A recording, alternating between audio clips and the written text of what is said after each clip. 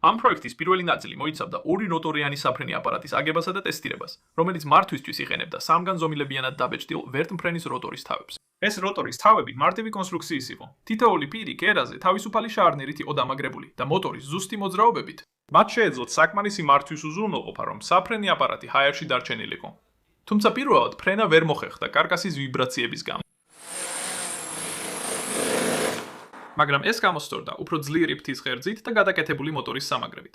შემდეგ ვიყიდე ეს ოდნავ დიდი პირები, რომლებიც ცოტა უფრო გრძელია და ასევე სრულიად უმარკვა, იმ იმედით, რომ ესენი მეტ ბიძგს მისცემს. რადგან როგორც კი ამ მოწყობილობას ფიუზელაჟს დავამატებთ, ის ბევრად უფრო მძიმე გახდება. მაგრამ ამან ვიბრაციები ისევ დააბრუნა და ვფიქრობ, ამ ვიბრაციების მიზეზი უფრო სერიოზული იყო, ვიდრე თავიდან მეგონა. ამ ნელი მოძრაობის კადრიდან ჩანს, რომ პირების მობრუნებით გამოწვეული მცირე ვიბრაციები ჩარჩოს ოდნავ ხრის, რაც შემდეგ ბრუნდება როტორის თავში და იწვევს პირების არანორმალურ არასასურველ მოძრაობებს. ეს უკიდურესი პირების კუთხეები შემდეგ არასასურველ დატვირთვას აყენებს ძრავს, რაც ვიბრაციას აძლიერებს იმ დონემდე, რომ მთელი როტორის თავი სწრაფად კარგავს აწევას. გაითვალისწინეთ, ეს ვიბრაციები ამ 20 მმ-იან ნახშირბადის ბოძს ისე ხრის, თითქოს უმის სპაგეტი იყოს, მაშინ როცა ეს ბოძები ძალიან ძლიერია. შეიძლება ძველ პირებზე დავბრუნდე, მაგრამ თუ პირებში ესეთი პატარა ცვლილება, ესეთ დიდ ცვლილებას იწვევს მუშაობაში, მაშინ არ მინდა ვიფიქრო რა მოხდება, როცა ფუზელაჟს დავამაგრებ ამ მოწყობილობაზე. ამ მიზეზით დავიწყე ნამდვილი ვერტმფრენის როტორის თავის დიზაინი, swash plate-ით და ბმულებით. მაგრამ ამაზე მუშაობისას მივიღე ელპოსტა, ამ თავისუფლად მოძრავი როტორის თავის სისტემის ორიგინალი დიზაინერისგან. თუ არ გინახავთ ჩემი ძველი ვიდეო swash plate-ის გარეშე ვერტმფრენზე, ორიგინალური იდეა გამოიგონა ბიჭმა სახელად ჯიმი, როგორც კვლევითი პროექტის ნაწილი პენსილვანიის უნივერსიტეტში. ხოლო მისი ძრავის კონტროლერი შეიმუშავა მისმა მეგობარმა მეტმა. მეტმა მას შემდეგ კიდევ უფრო განავითარა ეს ძრავის კონტროლერი თავისი ბიზნესის ვერტიკის ფარგლებში. და მან რეალურად შეიმუშავა საკუთარი თავისუფლად მოძრავი როტორის თავი, რომელიც თითოეული ფრთისთვის ერთი საკვანძოს ნაცვლად ერთ ცენტრალურ საკვანძოს იყენებს. ამას აშკარა უპირატესობა აქვს. როტორის თავში ნაკლები საკვანძო, უფრო მარტივია. მაგრამ რაც თავარია, ჩემი კონკრეტული გამოყენების შემთხვევაში ყველა ფრთა ერთმანეთთან თან არის დამაგრებული. მოგცემთ მაგალითს, რატომ არის ეს მნიშვნელოვანი. წარმოიდგინეთ, რომ ეს არის როტორის თავი და ყველა სამი ფრთა ერთმანეთისგან 120 გრადუსზეა განლაგებული. მასის ცენტრი უნდა იყოს როტორის თავის ცენტრში, რაც ნიშნავს, რომ ის სრულყოფილად დაბალანსებულია. და როცა ძრავა სურს შექმნას საკონტროლო გამომავალი, ის ან აჩქარებს, ან ანელებს ბრუნვას, რათა ფრთებმა წინ წაიწიონ ან ჩამორჩნენ. იდეალურ სამყაროში როტორის თავი უნდა დარჩეს დაბალანსებული, რადგან ყველა ფრთა თანაბრად ირხევა. მაგრამ თუ საკვანძეებში მცირე ხახუნის სხვაობა ან ერთ ფრთას მეტი წინააღმდეგობა აქვს ვიდრე მეორეს, ისინი შეიძლება სხვადასხვა რაოდენობით წინ წაიწიონ ან ჩამორჩნენ, რაც მასის ცენტრს გადაადგილებს ბრუნვის ღერძიდან, იწვევს დისბალანსს და შესაბამისად ვიბრაციას. ამიტომ იმედი მაქვს, რომ ყველა ეს ფრთა ერთად რომ დავამაგრე, ვიბრაციებს მოვიშორე. და მეტმაც მითხრა, რომ მან წარმატებით გამოსცადა ამ როტორის სამფრთიანი ვერსია ერთი ცენტრალური საკვანძით. ასე რომ ამ ინფორმაციის საფუძველზე ჩემი საკუთარი უნდა ავაწყო. ამ როტორის თავს აქვს ცენტრალური საკვანძი 45 გრადუსის კუთხეზე, რაც ნიშნავს, რომ როცა ძრავი აჩქარდება ან შენელდება, საკვანძთან გასწორებული ფრთა შეცვლის შეტევის კუთხეს, ხოლო დანარჩენი ორი ფრთა რეალურად ზემოთ ან ქვემოთ იმოძრავებს. ეს ცოტა უცნაურად გამოიყურება ბრუნვისას, რადგან ერთი ფრთა ინარჩუნებს იგივე სიფრთხეზე ბრუნვას, ხოლო დანარჩენი ორი თითქოს სხვა სიფრთხეზე ბრუნავს. როცა თვითფრინავზე დავაყენეთ, აშკარა იყო, რომ წინა ვიბრაციები გააქრა, რაც ძალიან იმედისმომცემი იყო. თუმცა როგორც ჩანს, მას დიდი კონტროლი არ აქვს, ამიტომ თვითფრინავი მხოლოდ მცირე ხნით შეძლებდა ჰაერში გაჩერებას, სანამ წინა ნაწილზე გადაიფრებოდა და ჩამოვარდებოდა. მაგრამ შემდეგ მეტმა კიდევ ერთი როტორის თავი მაჩვენა, რომელზეც მუშაობდა, რომელსაც ასევე აქვს ცენტრალური 45 გრადუსიანი სახსარი და კიდევ ერთი ჰორიზონტალური სახსარი. ეს ნიშნავს, რომ როტორის თავი ნებისმიერ მიმართულებით შეიძლება გადაიხაროს, თითქმის როგორც უნივერსალური სახსარი. მაგრამ 45 გრადუსიანი სახსრის გამო, მას მაინც შეუძლია მართვა ძრავის სიჩქარით, რათა შეცვალოს პირების ბიძგის ვიგის ვექტორი. ეს ძალიან საინტერესო იყო ჩემთვის, რომ როტორის თავზე რამდენიმე სახსრის დამატებით შეიძლება მივიღოთ thrust vectoring-ის ეფექტი, მხოლოდ ძრავის სიჩქარის რეგულირებით. ასე რომ, რა თქმა უნდა ავაწყო ჩემი საკუთარი ვერსია. ეს ძალიან გავწინა დიზაინს, მაგრამ დამატებით აქვს ჰორიზონტალური სახსარი ცენტრში. და რაც საინტერესოა, ეს ბრუნვის მიმართულება კარგად მუშაობს ჰორიზონტალური სახსრის გამო, მაგრამ 45 გრადუსიანი სახსრის გამო. იმისთვის, რომ მარცხნივ და მარჯვნივ ბრუნავდეს, პირებს გვერდიდან გვერდზე უნდა გადატრიალდნენ. სწორედ ეს მოძრაობა უკუღმა იქნება გამოყენებული ბიძგის ვექტორიზაციის სამართავად. როცა ძრავზეა დამაგრებული, როტორის ბრუნვისთვის მხოლოდ მცირე ძრავის პულსაციაა საჭირო, რაც ძალიან საინტერესო სანახავი. ასევე ამ როტორის თავის შემცირებული ვიბრაციების გამო, ბოლკი ძრავის სამაგრი მოხსენი და ისევ 14 მმ-იან ფრთის ღერძზე გადავედი, რომ წონა შემემცირებინა. მაგრამ როგორ მუშაობს ჰაერში?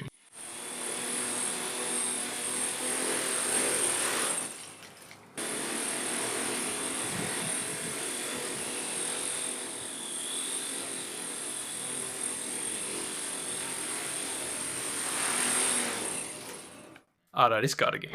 ბევრი დაყენებისა და გიროსკოპული სტაბილიზაციის მორგების შემდეგ მდგომარეობა მაინც არ უმჯობესდებოდა, მაგრამ მერე ერთი აზრი მომივიდა.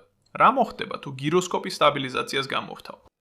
ჩემი თეორია იყო, რომ როტორის გიროსკოპული სტაბილურობა ტენდენციას გამოავლენ და დარჩენილიყო ერთ პოზიციაში, მაშინ როცა თვითმფრინავი ბრუნავდა. ანუ ეს ელექტრონულ გიროსკოპულ სტაბილიზაციას ეწინააღმდეგება.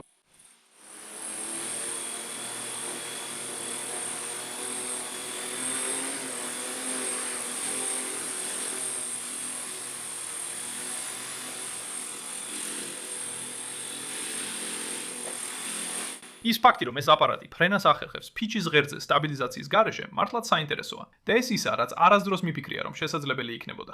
ერთადერთი პრობლემა ისაა, რომ მისი სტაბილურობა მთლიანად როტორის პირების მდებარეობაზეა დამოკიდებული. ასე რომ, თუ ქარის ძლიერი ნაკადი პირების კუთხეს შეცვლის, მთლიანი საფრენი აპარატის მას მიხვება.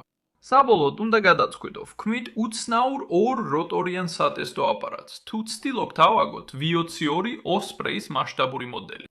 და ამ ვიდეოს სათაური და მგონი უკვე იცით პასუხი. მათმა მინდოდა ეს თავისუფლად მოძრავი როტორის სისტემა შემენარჩუნებინა, მაგრამ რეალურად ამ შემთხვევაში ეს არ გამოდგა. საბოლოო როტორის თავი ყველაზე ახლოს იყო წარმატებასთან. მაგრამ რადგან ეს ძირითადად ბიძგის ვექტორის დიზაინია, ამის მიღწევა შესაძლებელია სერვოთი მართვადი ძრავის გადახრით. და სერვოთი მდროთი მართვადი ძრავის გადახრას აქვს ის უპირატესობა, რომ შეუძლია დაფრენისას პოზიციაში დაფიქსირდეს. დარწმუნებული ვარ, კიდევ რამდენიმე კვირას ან თვეს დავხარჯავდი ამ როტორის თავის გამართვაზე, რომ ისეთივე შედეგი მიმეყო, როგორც მეთმა ვერტიქიდან მოახერხა თავისით. მაგრამ გონია, რომ ეს უბრალოდ ჩაძირული ხარჯების მახეში გავმა იქნებოდა.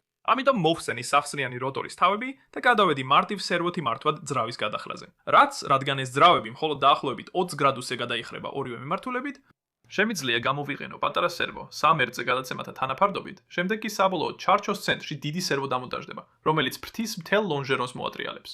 ასე რომ, ეს არა მხოლოდ ბევრად უფრო მარტივია ელექტრონულად, არამედ უფრო მსუბუქიცაა, რადგან მხოლოდ ამ პატარა სერვოებს სჭირდება ჰოვერისთვის სრული კონტროლის უზრუნველსაყოფად, რაც გამორიცხავს როგორც სქელ ფრთის ღერძს, ასევე ერთ დიდ გადახრის სერვოს.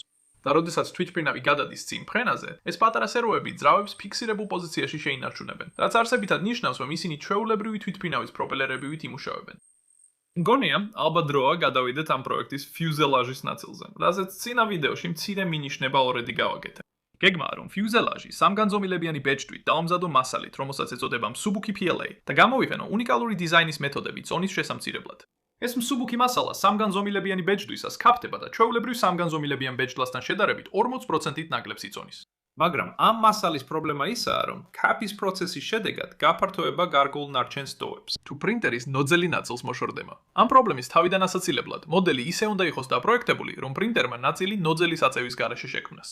ამაზე მოკლედ ვისაუბრე ჩემს წინა VTOL პროექტში და მოკლე გაკვეთილით შევქმნით ჩემს მეორე ახსზე. მაგრამ ეს მხოლოდ მარტივი ფრთის ფორმის მისივლის იყო. ასე რომ, როგორ იმუშავებს ეს უფრო რთულ რაღაცაზე, მაგალითად ამ ფიუზელაჟზე.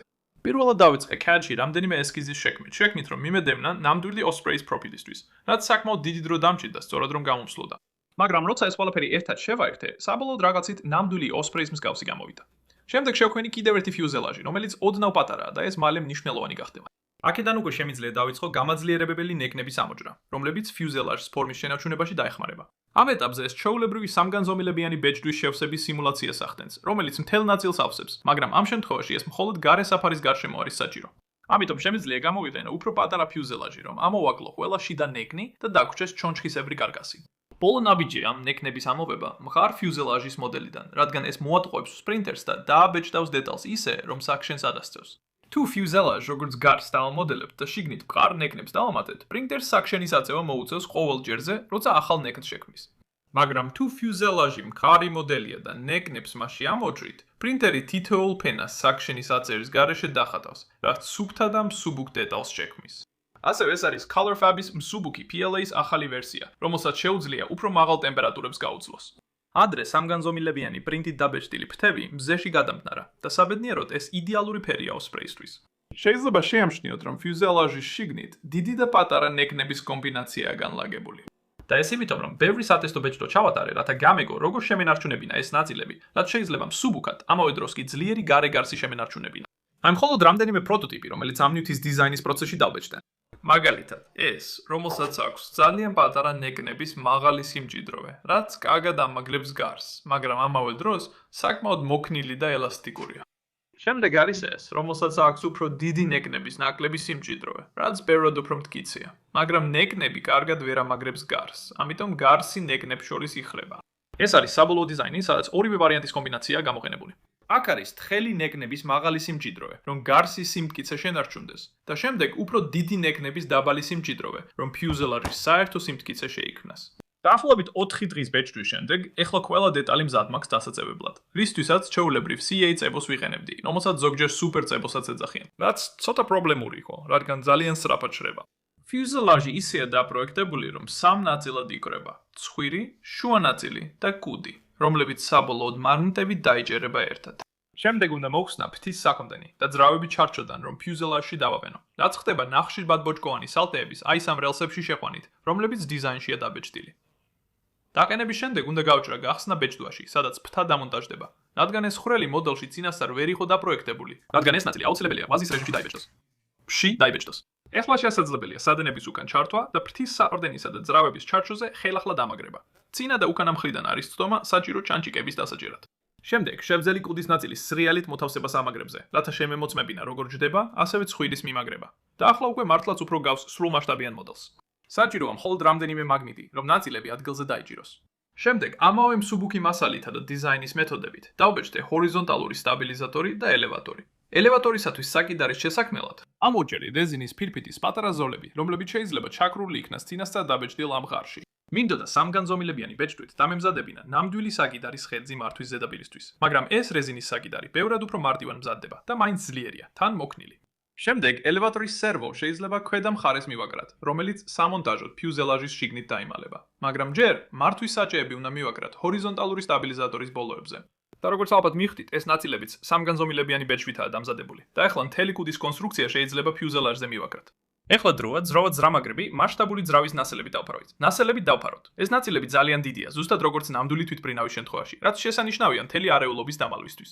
და ისინი მაგრდება ადგილზე ამ მიწებებული სამაგრებით, ასევე მაგნიტებით, რომლითაც 2 ნახევარი ერთმანეთს ებმება. ასე რომ, მხოლოდ ძრავის ზედა ნაწილი და პროპელერი რჩება გარეთ.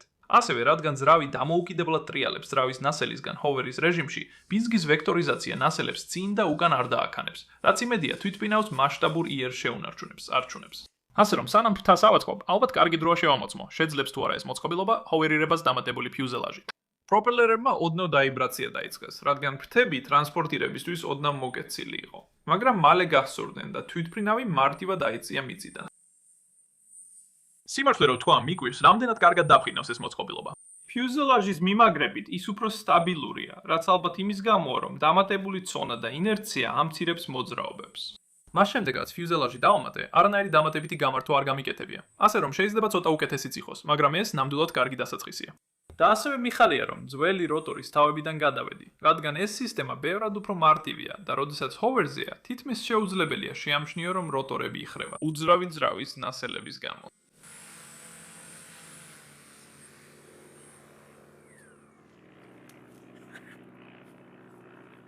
სანამ ფრთას ავაშენებთ, საჭიროა ძრავების გადახვის მექანიზმი ტრანზიციისთვის, რადგან ამჟამად ისინი ვერტიკალურ პოზიციაშია დაფიქსირებული. ამიტომ მოვხსენი ფიქსირებული ფრთის საყრდენი და შევცვალე სამგანზომილებიანი ბეჭდვით დამზადებული საყრდენით, რომელიც გადახლის მექანიზმს დაიჭერს. ამ გადასვლისთვის გადაწყვიტეს სერვო ძრავით მართვადი გადაცემათა სისტემა გამომეთანებინა, რადგან ორივე ძრავის ერთდროულად გადახლას დიდი ბრუნვის მომენტი სჭირდება. ამ ბევლური გადაცემები სერვოს 3 ერთზე თანაფარდობას აძლევს, სადაც სერვო 270 გრადუსს ატრიალებს ფრთის საყრდენის ჰორიზონტალიდან ვერტიკალზე გადასატანად. სერვო, რომელიც გამოვიყენე, იაფიანი მოდელია, რომელიც Amazon-ზე ვიპოვე და განკუთვნილია რადიო მართვადი მანქანებისთვის. როგორც ჩანს, მას შეუძლია 20 კილოგრამის აწევა 1 სანტიმეტრის რადიუსზე. ანუ დაახლოებით 2 ნიუტონ-მეტრის ბრუნვის მომენტი, მაგრამ გადაცემათა თანაფარდობით ეს 3-ჯერ იზრდება და ხდება დაახლოებით 6 ნიუტონ-მეტრი. აეროფოილისთვის ავირჩიე NACA 6412, რადგან მისი პროფილი საკმარისად დიდია, რომ ფრთის შიდა კონსტრუქცია მოთავსდეს. და მას შეუძლია აწარმოოს მაღალი ამწევრის კოეფიციენტი ჩაქრობის დაწყებამდე, რადგან ეს თვითმფრინავი საკმაოდ მძიმე ხდება, ამიტომ მაქსიმალურად ბევრი ამწევა გჭირდება. როცა სამგანზომილებიანი ბეჭდვა დასრულდება, შემეძლება აილერონის სერვო შიგნით დაამონტაჟო და ფრთის ყველა სექცია ერთმანეთს დავაწყებო. ჯერ კიდევ არ გამიუმჯობესებია წებოს წასმის უნარები, მაგრამ იმედი მაქვს მოგვიანებით ნაწილს მოვაშორებ. ფრთის ფუზელაჟზე დასამაგრებლად წებოს გამოყენება არ მინდოდა, რადგან შეიძლება დამჭირდეს დახრის მექანიზმსა და სხვა ელექტრონიკაზე წვდომა. ამიტომ გავაკეთე ეს შუა ნაწილი, რომელიც უბრალოდ ფუზელაჟის ზედა ნაწილზე დევს. შემდეგ, როცა ფრთის სექციებს სპარზე ვაცურებ, ისინი შუა ნაწილს თავის ადგილზე ამაგრებს და ფრთის კუთხეს ფუზელაჟის ზედა ნაწილი ამაგრებს, რომელიც მას აწვება. შემდეგ ზრავის ნასელები ისევ დავამაგრე და შევამოწმე, მუშაობდა თუ არა ჯერ კიდევ დახვრის მექანიზმი.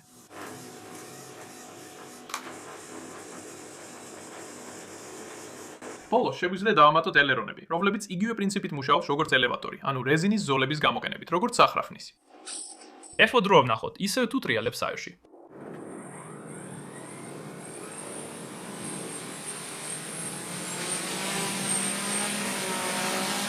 ფრთის მიმაგრების შემდეგ ჰაერში ტრიალისთვის აშკარად ბევრად მეტი ბრუნვა სჭირდება, რადგან პროპელერებიდან ჰაერის დიდი ნაწილი ფრთით იბლოკება. და სწორედ ამიტომ აილერონები მაქსიმალურად ქვედა პოზიციაშია, რათა შემცირდეს ფრთის ჰორიზონტალური ფართობი.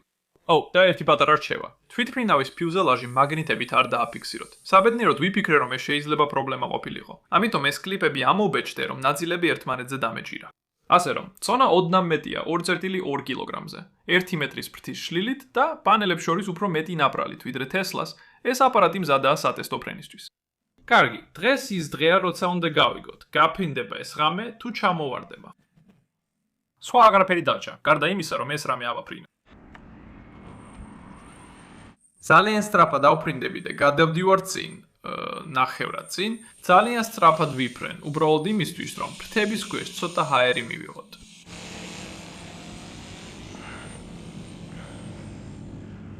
კარგი, ეს არც ისე ცუდია. ეხლა ბევრად დაბალ ბრუნვაზე დაფრინავს, ვიდრე მაშინ, როცა ჰოვერზე იყო.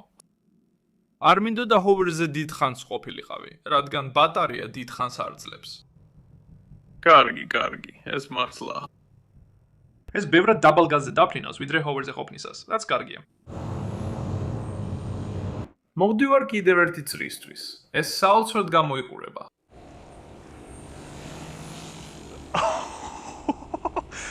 ისე გლუად დაფრინავს. კიდევ ერთი წრე გააკეთე და მერე დავსვამთ. ვაუ. არმჯერა რომ ეს ფრენას ახერხებს. ეხლა სრულად ჩავწევ ფლაპებს და გადავიყვან სრულად ტრანზიციის რეჟიმში, ასე რომ ეხლა ჰოვერის რეჟიმშია.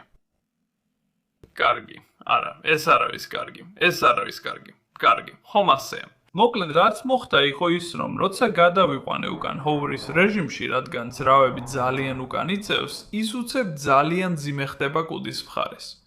როცა ასეა, ნახე რამდენად წინ არის ძრავები. მოიცადე, ნახევრად ტრანზიციის რეჟიმი, ასე რომ ძრავები იქ არის. შემდეგ, როცა გადავიყვან ჰოვერის რეჟიმში, ის უცებ ბევრად უფრო მძიმე ხდება კუდის მხარეს, იმიტომ რომ მასის ცენტრი საკმაოდ უკან გადადის.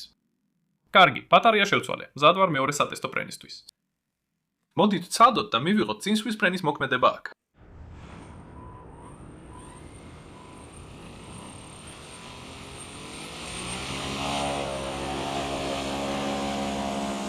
გადავდივართ ნახევრად წინსვლის ფრენაზე. ფლაპები აციეთ ნახევრამდე. მოიპოვეთ მეტი სიმაღლე. ეხლა გადავდივარ.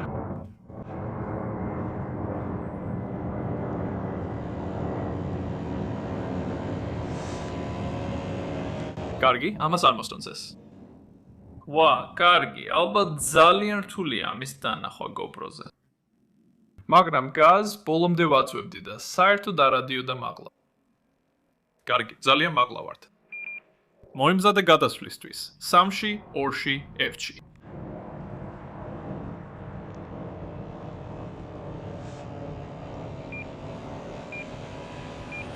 ის დაფრინავს. არა, ეს არ მოსწონს. ეს საერთოდ არ მოსწონს. კარგი, მოდი დავუშვათ დასაფრენად, ვცადოთ რომ ისევ არ გავხადოთ კუდით მძიმე. სთი ასე შევანელო, ფლაპები ბოლომდე დაშვებული და ბოლო წამს არა.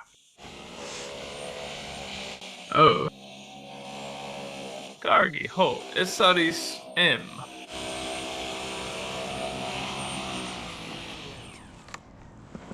ჰოვერზე უკან დაბრუნების ეს გადასვლა აბსოლუტურად საშინელია და არ ვიცი როგორ მოვაგვარო ეს.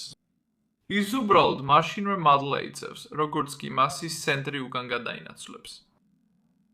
მქონდა კიდევ რამდენიმე საცდელი ფრენა, რადგან რამდენიმე დამატებითი ბატარეა მქონდა, მაგრამ კარგად მხოლოდ ნახევრად გადასვლის რეჟიმში დაფრინავდა. ვფიქრობ, ეს იმიტომ ხდება, რომ ფრთის ქვეშ საკმარისი საჰაერო სიჩქარე აქვს, რათა ძრავებზე დატვირთვა შეამციროს. მაგრამ მაინც ძრავების გამოყენება აწევის მისაღებად საშუალებას აძლევს მას მართვადი სიჩქარით იფრინოს. მასის ცენტრის გადანაცვლება ძრავების გადახლისას კლავად სერიოზული პრობლემაა, როგორც ჰოვერზე დაბრუნებისას, ასევე წინფრენისას. როდესაც ძრავები ჰორიზონტალურ მდგომარეობაშია, თვითმფრინავი უკიდურესად მძიმეა წინა ნაწილში.